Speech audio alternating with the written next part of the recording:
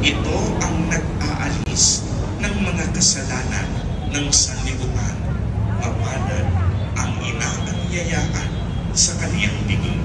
Panginoon, hindi ako karapat-dapat na magpatuloy sa iyo, ngunit sa isang salita mo lamang ay gagaling na ako.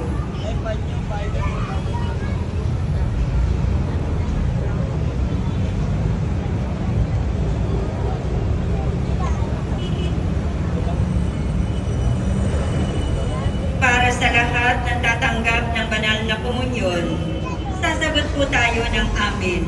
Pagkasabi ng pari o ng lay minister ng katawan ni Kristo at isuko agad sa bibig bago umalis sa harapan ng pari o lay minister.